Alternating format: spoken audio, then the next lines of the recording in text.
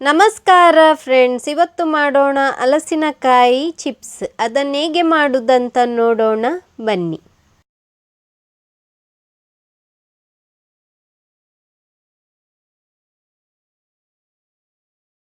ನಾನಿಲ್ಲಿ ಹಲಸಿನಕಾಯಿಯನ್ನು ಕಟ್ ಮಾಡಿ ತೋರಿಸ್ತಾ ಇದ್ದೇನೆ. ಈಗೇನೆ ಕಟ್ ಮಾಡಿದ್ರೆ ಆಯಿತು.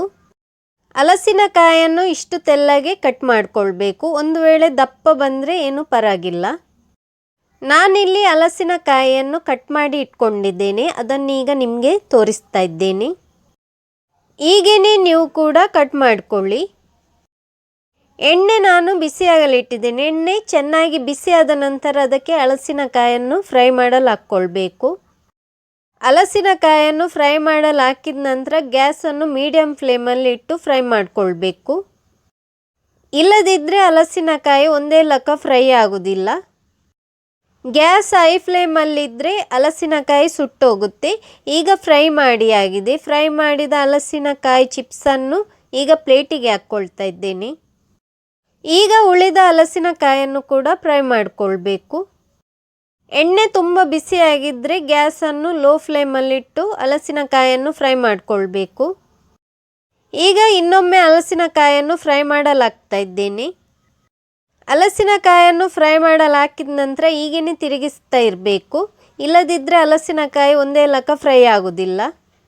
ಹಲಸಿನಕಾಯಿ ಕ್ರಿಸ್ಪಿಯಾಗಿ ಬರಬೇಕಂತಿದ್ರೆ ಹಲಸಿನಕಾಯಿಯನ್ನು ಫ್ರೈ ಮಾಡುವಾಗ ಈಗೇನೆ ತಿರುಗಿಸ್ತಾ ಇರಬೇಕು.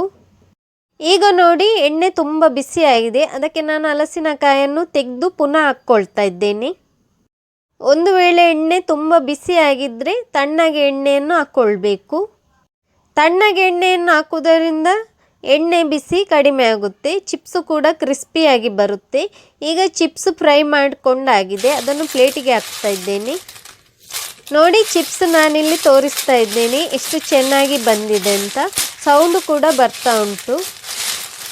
ಚಿಪ್ಸ್ ತುಂಬಾ ಕ್ರಿಸ್ಪಿಯಾಗಿ ಬಂದಿದೆ. ಈಗ ಚಿಪ್ಸಿಗೆ ಮೆಣಸಿನ ಹುಡಿಯನ್ನು ಹಾಕ್ಕೊಳ್ಳೋಣ. ಮೆಣಸಿನ ಹುಡಿ ನಿಮಗೆ ಖಾರಕ್ಕೆ ಎಷ್ಟು ಬೇಕಂತ ನೋಡ್ಕೊಂಡು ಹಾಕಿದ್ರೆ ಆಯಿತು.